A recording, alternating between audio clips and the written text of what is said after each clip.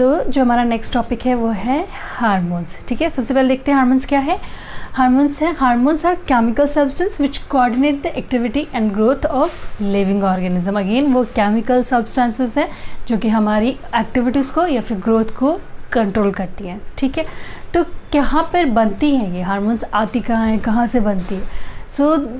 हमारी बॉडी में अलग अलग जगहों पे देयर आर ग्लैंड्स जो कि लोकेटेड है। ठीक है, ग्लैंड्स, इन्हीं ग्लैंड्स का बेसिक जो फंक्शन होता है वो होता है हार्मोन को रिलीज़ करना। ठीक है, जैसे हमने पहले पढ़ा कि केमिकल सब्सटेंसेस होते हैं तो ये ग्लैंड्स में बनते हैं और हमारी बॉडी में रिलीज़ होते हैं। ठीक है, तो देखते पहले डेफिनेशन क्या है ग्लैंड्स की जो डेफिनेशन है कि ग्रुप ऑफ सेल्स होते हैं या फिर tissue which secrete hormones is called glands.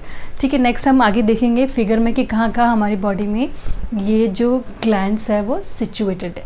Further glands को दो पार्ट में बांटा गया है। कैसे बांटा गया है, एक है एक्सोक्राइन ग्लैंड्स और दूसरा है एंडोक्राइन ग्लैंड्स। तो क्या होता है एक्सोक्राइन ग्लैंड्स हैविंग डक्ट। ठीक है, डक्ट मतलब कि ट्यूब्स होती है। ठीक है, ऐसे ग्लैंड्स जिनके पास ट्यूब होती है और उस ट्यूब में वो अपने हार्मोन्स को या फिर केमिकल सब्सटेंस को रिलीज़ करते हैं, वैसे सारे ग्लैंड्स को हम लोग एक्सोक्राइन ग्लैंड्स बोलते हैं। ठीक है, तो बहुत सारे नहीं है, सिर्फ हमारे पास एक ही ग्लैंड है, वो है सैलिवरी ग्लैंड। ठीक है, हमारे मुंह में बहुत सारे सैलिवरी ग्लैंड्स हैं और वो बहुत ही छोटे छोटे ट्यूब्स में सैलिवा रिलीज़ करते हैं। ठीक है, तो वो एक्सोक्राइन ग्लैंड है। दूसरा होता है एंडोक्राइन ग्लैंड्स। एंडोक्राइन ग्लैंड्स क्या होते हैं, डक्टलेस ग्लैंड होते हैं, इनके पास कोई डक्ट्स नहीं होते, कोई ट्यूब नहीं होते। तो ये हार्मोन रिलीज़ कहाँ करते हैं, ये हार्मोन रिलीज़ करते हैं सीधे ब्लड में। ठीक है, और ये ब्लड के थ्रू जिधर भी जाना है, इसको सपोज करो कि इधर हमारा कोई एक हार्मोन रिलीज़ हुआ है तो वो ब्लड में आ जाएगा और फिर उसको जहाँ भी जाना है, टो में जाना है, घुटने में जाना है, उंगली में जाना है, जहाँ जाना है वो ब्लड के वाया ट्रैवल करेगा। ठीक है, तो ऐसा ग्लैंड्स जिनके पास डक्ट नहीं होते उन्हें कहते हैं एंडोक्राइन ग्लैंड्स। जैसे कि ले लो हाइपोथैलेमस ले लो, पिट्यूटरी ले लो, पीनियल ले लो, थाइमस ले लो, थायराइड ग्लैंड ले लो, ये सारे ग्लैंड एंडोक्राइन ग्लैंड्स होते हैं। ठीक है, लेकिन यहाँ पे एक मोस्ट इंपॉर्टेंट चीज़ डिस्कस करने वाली वो है कि कुछ ग्लैंड्स हमारी बॉडी में ऐसे हैं जो दोनों की तरह बिहेव करते हैं। कभी एट द सेम टाइम वो एक्सोक्राइन में बिहेव करते हैं और एंडोक्राइन में बिहेव करते हैं। एग्जाम्पल के लिए हम लेंगे पैंक्रियास। ठीक है, पैंक्रियास चूँकि बहुत ही फेमस ग्लैंड है तो आपको पता है, हमने डाइजेस्टिव सिस्टम में पढ़ा था कि पैंक्रियास से पैंक्रियाटिक जूस निकलता है। सो ये जूस जो निकलता है वो डक्ट में निकलता है। ठीक है, क्योंकि वो डक्ट में रिलीज़ होता है और वाया डक्ट, वो ट्यूब के वाया ही वो एलिमेंट्री कैनाल में आता है, तो वो वाला जो पार्ट है वो उसका एक्सोक्राइन ग्लैंड की तरह बिहेव करता है। ठीक है, और दूसरा जहाँ से इंसुलिन रिलीज़ होता है, यानी कि obviously pancreas is responsible for releasing insulin also. Insulin जो कि हमारे ब्लड शुगर को कंट्रोल करता है, तो वो जो इंसुलिन है सीधे सीधे ब्लड में रिलीज़ होता है। ठीक है, तो जब वो ब्लड, जहाँ पे इंसुलिन ब्लड में रिलीज़ हो रहा है, वो वाला जो पार्ट है वहाँ पे वो एज अ एंडोक्राइन सिस्टम काम कर रहा है। ठीक है, तो पैंक्रियास की तरह ही हमारे जो टेस्टिस हैं, ओवरीज हैं, ये जो सेक्सुअल हार्मोन्स हैं टेस्टिस एंड ओवरीज, ये भी at the same time exocrine and endocrine act कर रहे होते हैं। ठीक है, तो जो इनके सपोज करो टेस्टिस की बात लें तो टेस्टिस हार्मोन जो रिलीज़ करता है टेस्टोस्टेरॉन, वो डायरेक्टली ब्लड में करता है, तो वहाँ पे वो एंडोक्राइन की तरह काम कर रहा है। और ये जो मेल गैमेट्स हैं वो डक्ट्स में, मेल गैमेट्स यानी कि स्पर्म, वो डक्ट्स में रिलीज़ करता है, तो वहाँ पे वो एक्सोक्राइन की तरह काम कर रहा है। ठीक है, सिमिलरली ओवरी भी, जहाँ पे कि वो सेक्सुअल हार्मोन्स प्रोजेस्टेरोन और ऑस्ट्रोजन रिलीज़ करता है, सीधे ब्लड में करता है, तो वहाँ पे वो एंडोक्राइन सिस्टम है। और जहाँ पे वो मेल गैमेट्स यानी कि एग डक्ट में रिलीज़ करता है, तो हम उसे बोलते हैं वहाँ पे वो एक्सोक्राइन सिस्टम की तरह काम कर रहा होता है। ठीक है, अभी नेक्स्ट हम लोग पढ़ेंगे वन बाय वन कि ग्लैंड्स सब पार्ट्स में डिस्कस करेंगे कि कहाँ पे सिचुएटेड है और क्या उनके फंक्शंस है। ठीक है, वही उतने ही पढ़ेंगे जितने आपको सिलेबस में पढ़ने हैं। हम लोगों की बॉडी में बहुत सारे ग्लैंड्स हैं, तो हम वन बाय वन जानेंगे इसके बारे में, लेकिन सबसे पहले हम लोग स्टार्ट करेंगे हाइपोथैलेमस से। ठीक है, हाइपोथैलेमस कहाँ पे सिचुएटेड होता है, वो सिचुएटेड होता है ब्रेन में।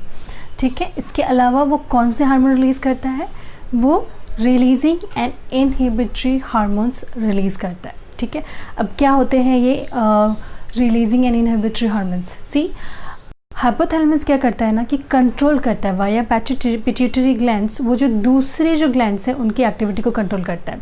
एग्जाम्पल के लिए हम लोग देखते हैं जैसे आर्मी कमांडर्स कैसे होते हैं, सबसे पहले मिनिस्टर आर्मी चीफ को जो भी अगर ऑर्डर देना होता है तो मिनिस्ट्री आर्मी चीफ को देती है, फिर आर्मी चीफ अपने लोअर रैंक्स को, यानी सपोज करो आर्मी ऑफिसर्स जो भी हो गए, कर्नल हो गया, ब्रिगेडियर हो गया, इन सबको देते हैं, ठीक है। एंड देन ये जो ब्रिगेडियर्स या फिर कर्नल होते हैं वो लोअर रैंक वाले को देंगे, कैप्टन को दे दिया, सपोज करो लेफ्टिनेंट को दे दिया, और ये जाके फिर जो बाकी के अदर रैंक्स वाले हैं उन लोगों को कमांड देती है। तो इनका कमांड सिस्टम कैसे आता है, ministry to army chief to brigadier to officer to other rank, ठीक है। तो बैठा मिनिस्ट्री कंट्रोल कर रहा है, लेकिन देयर इज़ अ चैनल, ठीक है। सिमिलरली सब ग्लैंड्स, जितने भी ग्लैंड्स है, बी इट लाइक थायराइड हो गया या फिर थाइमस हो गया या फिर पिट्यूटरी हो गया, उन सब की एक्टिविटी को हाइपोथैलेमस कंट्रोल करता है। जब हाइपोथैलेमस बोलता है कि आपको ये हार्मोन रिलीज़ करनी है, तभी पहले वो हाइपोथैलेमस पिट्यूटरी को बोलता है कि पिट्यूटरी जाओ उस फलाने ठिकाने ग्लैंड को बोलो कि तुम्हें ये हार्मोन रिलीज़ करना है। तो पिट्यूटरी जाता है और बोलता है कि तुम्हें ये हार्मोन रिलीज़ करना है, और पिट्यूटरी फिर वो पर्टिकुलर ग्लैंड हार्मोन रिलीज़ करता है, ठीक है। सिमिलरली रिलीज़ करने का आदेश हाइपोथैलेमस देता है, जब भी उनकी ज़रूरत ख़त्म हो जाती है तो स्टॉप भी तो करना होगा ना प्रोडक्शन, तो इनहिबिटरी यानी कि फिर बोलता है, फिर से ये आदेश देता है कि अभी हार्मोन को बनाना बंद कर दो, ठीक है। तो इनहिबिटरी वाला आदेश भी यही से आता है, ठीक है। तो ये प्रोड्यूसेस करता है releasing hormones and inhibitory hormones. यही हार्मोन्स जाके पिट्यूटरी को सिग्नल देते हैं और फिर पिट्यूटरी एक्टिव होकर दूसरे हार्मोन्स को बोलता है कि तुम्हें ये काम करना है, तुम्हें वो काम करना है, ठीक है। ऑल्सो इनका जो थर्ड फंक्शन है, hypothalamus controls the pituitary hormones. Again मैंने जैसे बोला कि वो खुद नहीं जाता, वो पिट्यूटरी को भेजता है काम करने के लिए, तो ऑब्वियसली इन अ वे वो पिट्यूटरी की जो भी एक्टिविटी है उसको कंट्रोल कर रहा है, ठीक है। नेक्स्ट जो हमारा हार्मोन है वो पिट्यूटरी ग्लैंड। पिट्यूटरी ग्लैंड कहाँ होता है, जस्ट बिलो द ब्रेन, यानी कि हाइपोथैलेमस के नीचे सिचुएटेड होता है, ठीक। एंड कौन सा हार्मोन सिक्रेट करता है, ये जो सिक्रेट करता है उसे कहते हैं ह्यूमन ग्रोथ हार्मोन, ठीक है। ह्यूमन ग्रोथ हार्मोन, ऑब्वियसली नाम से ही जैसे पता चलता है कि ये ह्यूमंस की ग्रोथ के लिए रिस्पॉन्सिबल होता है, विच controls the growth of bones and muscles. ये हमारे बोन्स एंड मसल्स की ग्रोथ को कंट्रोल करता है, ठीक है। डेफिशिएंसी, अगर किसी में ह्यूमन ग्रोथ हार्मोन नहीं है या फिर किसी वजह से पिट्यूटरी सही तरीके से काम नहीं कर रहा, तो वो ह्यूमन ग्रोथ हार्मोन ठीक अमाउंट में रिलीज़ नहीं करेगा। अगर वो हमारे बॉडी में इनफ नहीं है तो क्या हो जाता है, ड्वार्फनेस हो जाता है, यानी कि बंदे की हाइट छोटी ही रह जाती है, ठीक है। और सपोज करो कि किसी वजह से पिट्यूटरी ने बहुत ही सारा ग्रोथ हार्मोन रिलीज़ कर दिया, तो उसकी वजह से क्या होता है, excess of it causes tallness, फिर जायंटनेस। किसी को देखोगे कुछ ज़्यादा ही लंबे होते हैं, ऐसे करके देखना पड़ता है, तो वो उनमें जो ह्यूमन ग्रोथ हार्मोन होता है वो ज़्यादा होता है, ठीक है। नेक्स्ट जो हमारा है थायराइड ग्लैंड। थायराइड ग्लैंड भी बहुत ही इंपॉर्टेंट ग्लैंड है। कहाँ पे सिचुएटेड होता है, ये विंड पाइप में, ठीक है, विंड पाइप से अटैच होता है। अगेन ये जो हार्मोन रिलीज करता है उसे कहते हैं थायरॉक्सिन, थायरॉक्सिन कहते हैं, ठीक है। थायरॉक्सिन क्या करता है कि कंट्रोल करता है metabolism of carbohydrate, fats and protein, यानी कि इनका जो ब्रेक डाउन है, हमारी बॉडी को कितनी एनर्जी मिलनी चाहिए, कितनी एनर्जी नहीं मिलनी चाहिए, बेस्ड ऑन दैट सब हमारी सारी एक्टिविटी उसी पर डिपेंड करती है। एनर्जी मिलेगी तभी तो कुछ होगा। तो ये जो सबसे इम्पॉर्टेंट काम है कि कितनी एनर्जी मिलनी चाहिए, कैसे मिलेगी, वो कौन करता है, थायरॉक्सिन करता है, ठीक है। कैसे, by controlling the metabolism of carbohydrate, fat and protein, ठीक है। एक चीज़ यहाँ पे जानने वाली है वो ये है कि थायरॉक्सिन के बनने के लिए हमारे को आयोडीन खाना ज़रूरी होता है। इसलिए आपने बहुत बारी सुना होगा कि आयोडाइड नमक खाइए, ठीक है। जब तक कि हमारी डाइट में प्रॉपर आयोडीन होता है, हमारा थायराइड ठीक से काम करता है, ठीक से बनता है। लेकिन सपोज़ करो कि नहीं है आयोडीन हमारी डाइट में, तो हमारा जो थायराइड ग्लैंड है वो फूल जाता है। आपने देखा होगा ये पूरा का पूरा यहाँ पे फूल जाता है, तो वो जो बीमारी होती है उसे कहते हैं गॉइटर, ठीक है। हिंदी में आई गेस घेंगा बोलते हैं उसको, ठीक। तो इसीलिए आयोडीन इम्पॉर्टेंट होता है, क्यों, क्योंकि वो थायरॉक्सिन की प्रोडक्शन के लिए ज़रूरी होता है, ठीक है। नेक्स्ट है पैराथायरॉयड हार्मोन, ठीक है। तो next 4 small parathyroid gland embedded in thyroid gland, ठीक है। वो थायरॉयड ग्लैंड को अगर निकाल के देखोगे तो उसमें 4 छोटे छोटे पैराथायरॉयड जो ग्लैंड्स होते हैं वो एम्बेडेड होते हैं, ठीक है। ये जो हार्मोन रिलीज़ करते हैं उनका नाम होता है पैराथॉर्मोन, ठीक। तो पैराथॉर्मोन का जो मोस्ट इम्पॉर्टेंट काम होता है वो ये होता है कि कैल्शियम एंड फॉस्फेट के लेवल को ब्लड में कंट्रोल करना, ठीक है। वो कंट्रोल करती है कि कहीं कैल्शियम और फॉस्फेट का जो लेवल है हमारे ब्लड में ज़्यादा तो नहीं या कम तो नहीं। अगर कम है तो वो सिग्नल हार्मोन रिलीज़ करती है, अगर ज़्यादा है इन that case also inhibitory hormone release करती है, ठीक है। तो ये बहुत ही सिंपल था। नेक्स्ट जो हमारे पास थाइमस ग्लैंड है, थाइमस ग्लैंड कहाँ पे होता है? ये lies in the lower part of the neck, ठीक है, lower part of the neck and upper part of the chest, वहाँ पे होता है। एंड जो हार्मोन रिलीज़ करता है उसको कहते हैं thymus hormone. Thymus gland thymus hormone release करता है। सी थाइमस हार्मोन का जो फंक्शन होता है वो होता है immune system, development of immune system in young children, ठीक है। जब एक छोटा बच्चा पैदा होता है तो उसका इम्यून सिस्टम होता ही नहीं है, ठीक है। ओवर द ईयर्स एनवायरनमेंट जिस हिसाब से हमारी बॉडी पे काम करती है, हम लोग हमारा इम्यून सिस्टम डेवलप करते हैं, ठीक है। तो थाइमस उसमें एक इम्पॉर्टेंट रोल प्ले करता है, वो उस चीज़ को फैसिलिटेट करता है कि यंग चिल्ड्रंस में कैसे इम्यून सिस्टम डेवलप करें, ठीक है। तो इसी तरह जैसे जैसे हम बड़े हो जाते हैं ये हार्मोन सीक्रेट होना ख़त्म हो जाता है, क्योंकि हमारा इम्यून सिस्टम फुल्ली डेवलप हो जाता है, ठीक है। नेक्स्ट है पैंक्रियाज। पैंक्रियाज कहाँ पे सिचुएटेड होते हैं? ये बिल्कुल स्टमक के नीचे सिचुएटेड होते हैं, ठीक है। और ये एक इम्पॉर्टेंट ग्लैंड है हमारे, क्योंकि ये जो हार्मोन रिलीज़ करते हैं उसका नाम है इंसुलिन। इंसुलिन का फंक्शन होता है हमारा जो ब्लड शुगर होता है उसको लोअर करना, ठीक है। हम लोग बहुत सारा शुगर खाते हैं, खाना भी डाइजेस्ट होता है और अल्टीमेटली शुगर में ही कन्वर्ट होता है। और ये शुगर का ब्लड में लेवल जो होता है वो लो होना इम्पॉर्टेंट है, और वो लो कौन करता है? इंसुलिन करता है, ठीक है। अगर इन एनी केस अगर इंसुलिन पैंक्रियास नहीं सिक्रेट कर पा रहा तो क्या होगा? ऑब्वियसली ऑटोमेटिकली हमारा जो ब्लड शुगर लेवल है वो इंक्रीज़ हो जाएगा। जब हमारा ब्लड शुगर लेवल इंक्रीज़ होता है तो जो बीमारी होती है उसको हम लोग बोलते हैं डायबिटीज़। बहुत ही कॉमन डायबिटीज़ जो बीमारी है बहुत ही कॉमन है, बहुत सारे लोगों को सुना होगा कि ये डायबिटीज़ है, स्पेशली ओल्ड एज में हो ही जाती है लोगों को डायबिटीज़। तो डायबिटीज़ में क्या होता है, लोग डॉक्टर्स होते हैं वो सजेस्ट करते हैं कि आप शुगर नहीं खाइए, बिल्कुल भी नहीं खाइए, और नहीं खाने के लिए ऑब्वियसली सजेस्ट करते हैं। और अगर फिर भी जो सिनारियो है अगर वो ख़राब है तो लोगों को आर्टिफिशियल इंसुलिन लेना पड़ जाता है, ठीक है। इसलिए पैंक्रियाज हमारा एक इम्पॉर्टेंट ग्लैंड है। नेक्स्ट जो हमारा ग्लैंड है वो भी इम्पॉर्टेंट है, जो कि है एड्रिनल ग्लैंड्स। एड्रिनल ग्लैंड कहाँ पे सिचुएटेड होगा? किडनी। देखिए आप लोगों ने वो वाला टॉपिक पढ़ा होगा एक्सक्रीटरी सिस्टम में। किडनी के ऊपर जो 2 एड्रिनल ग्लैंड प्रेजेंट होते हैं, एक किडनी के ऊपर एक, दूसरी किडनी के ऊपर 2, ठीक है। ये जो हार्मोन रिलीज़ करता है उसे हम लोग कहते हैं एड्रेनलिन हार्मोन, ठीक है। एड्रेनलिन हार्मोन ऐसे नॉर्मली नहीं रिलीज़ करता है, मतलब जब भी हम लोग एक्साइटेड होते हैं या फिर डरे हुए होते हैं तभी एड्रेनलिन हमारी बॉडी में एक्सेस अमाउंट में रिलीज़ होता है, ठीक है। जब ये रिलीज़ होता है तो क्या होता है, हमारी जो हार्ट रेट होती है, ब्रेथ रेट होती है, ब्लड प्रेशर होता है और फिर कार्बोहाइड्रेट मेटाबॉलिज्म होता है, वो सबको सडनली इंक्रीज़ कर जाता है, ठीक है। एक सिनेरियो देखेंगे, सपोज़ करो कि हमें कोई एक ऐसी सिचुएशन है कि हमें डर लग रहा है, ठीक है। हमने एक बहुत ही ख़तरनाक जानवर को, शेर को देख लिया। शेर को देखेंगे तो ऑब्वियसली हमें डर लगेगा, ठीक है। तो हमारा जो सिस्टम है, नर्वस सिस्टम है या फिर हमारा जो हार्मोन सिस्टम है वो सेंस करेगा कि हम डरे हुए हैं, तो वो हमारी बॉडी में एड्रेनलिन रिलीज़ करेगा, ठीक है। जैसे ही एड्रेनलिन हमारी बॉडी में रिलीज़ होता है वो हमारे जो ब्रेथ रेट होता है यानी कि सांस लेने की जो रेट है वो बढ़ा देता है, जिससे हमारी बॉडी में ऑक्सीजन इनटेक ज़्यादा हो जाता है, ठीक है। सिमिलरली ब्लड प्रेशर भी इंक्रीज़ कर देता है, जिससे कि हमारा हार्ट है वो स्पीड से पंप करे, क्योंकि हार्ट रेट भी बढ़ जाता है, सब बढ़ जाता है, ठीक है। तो हम लोगों को ऐसा सेंस होता है कि भागना है, तो हम लोग वहाँ से भागते हैं, इतनी ज़ोर से भागते हैं, और उस भागने को, इन सारे प्रोसेस को इंक्रीज़ करके वो उस भागने को फैसिलिटेट करता है, ठीक है। वो कार्बोहाइड्रेट भी, क्योंकि हम लोग भाग रहे हैं तो हमें एनर्जी भी चाहिए होगी, तो वो कार्बोहाइड्रेट मेटाबॉलिज्म को भी इंक्रीज़ कर देता है, ठीक है।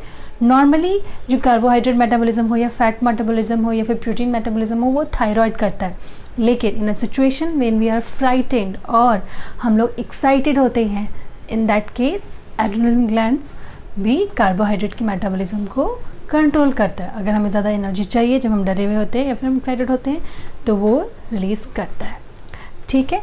नेक्स्ट जो बच्चे हैं वो है हमारे सेक्स ग्लैंड्स। टेस्टिस, क्योंकि ये मेल सेक्स ग्लैंड है तो ऑब्वियसली ये मेल में प्रेजेंट होते हैं, तो फर्स्ट जो पॉइंट है वो यही है कि प्रेजेंट इन मेल, ठीक है। और ये जो हार्मोन रिलीज़ करते हैं उस हार्मोन का नाम है टेस्टोस्टेरोन। तो क्या काम करता है टेस्टोस्टेरोन? टेस्टोस्टेरोन 2 काम करता है। पहला जो इसका काम है वो करता है development of sex organ obviously in males. तो सेक्स ऑर्गन का जो भी डेवलपमेंट होता है वो टेक केयर करता है टेस्टोस्टेरोन। दूसरा जो इनका काम है वो ये है कि मेल फीचर्स को डेवलप करना, ठीक है। जब एक बच्चा पैदा होता है तो वैसे ही वो छोटे से ही एकदम जैसे एडल्ट मेल होते हैं वैसा नहीं दिखता, ठीक है। जब वंस दे रीच पुबर्टी, यानी कि जब वो लोग 13-14 ईयर्स के होते हैं, तब उनमें जो प्रोमिनेंट मेल फीचर्स होते हैं वो आना शुरू करते हैं। जैसे कि देखा होगा किसी की वॉइस एकदम डीपर वॉइस हो जाती है, मूंछें आने लग जाती हैं, दाढ़ी आने लग जाती है, पूरी बॉडी पे बाल आ जाते हैं। सो ये जो प्रोमिनेंट मेल फीचर्स हैं उनको डेवलप करने में भी टेस्टोस्टेरोन का इम्पॉर्टेंट रोल होता है, ठीक है। ऑल्सो चूँकि ये टेस्टिस है, हमने पढ़ा था कि ये एक्सोक्राइन ग्लैंड की तरह भी काम करता है। तो उस पार्ट में हमने पढ़ा था कि ये मेल गैमेट्स रिलीज़ करता है जिसे कहते हैं स्पर्म, ठीक है। स्पर्म आगे चल के हम लोग पढ़ेंगे रिप्रोडक्शन चैप्टर में कि कैसे ये फर्टिलाइजेशन में काम आता है, ठीक है। अभी आ जाओ नेक्स्ट जो कि है ओवरीज। ओवरीज अगेन क्योंकि ये फीमेल रिप्रोडक्टिव स्ट्रक्चर है या फीमेल ग्लैंड है तो ऑब्वियसली ये फीमेल में प्रेजेंट होता है और ये 2 हार्मोन्स रिलीज़ करते हैं, ठीक है। पहला है ऑस्ट्रोजन और दूसरा है प्रोजेस्टेरोन, ठीक है। तो ऑस्ट्रोजन का क्या फंक्शन होता है? ऑस्ट्रोजन कंट्रोल करता है development of female sex organ, ठीक है, एंड ऑल्सो फीमेल फीचर्स, ठीक है। सिमिलरली टेस्टोस्टेरोन की तरह फीमेल्स में ऑस्ट्रोजन कंट्रोल करता है फीमेल सेक्स ऑर्गन का डेवलपमेंट और फीमेल सेक्स फीचर्स। अगेन जो लड़कियों के केस में भी, फीमेल्स के केस में भी ऐसा ही होता है कि बचपन से उनमें प्रोमिनेंट फीमेल फीचर्स नहीं होते। वंस दे रीच पुबर्टी, यानी कि अगेन 13-14 ईयर्स का जो एज होता है, जो वो उधर पहुँचते हैं तो देखा होगा कि उनकी भी डेवलपमेंट प्रोसेस थोड़े से अलग होते हैं। उनमें उनकी जो वॉइसेस होती है वो सॉफ्ट हो जाती है, उनमें ब्रेस्ट दिखने लगते हैं, मेंस्ट्रुअल साइकिल शुरू हो जाते हैं। तो ये सारे जो फीचर्स हैं वो कंट्रोल करता है ऑस्ट्रोजन, ठीक है। दूसरा जो हार्मोन है वो प्रोजेस्टेरोन है, ठीक है। प्रोजेस्टेरोन का जो बेसिक फंक्शन होता है वो होता है यूटेरस को कंट्रोल करना।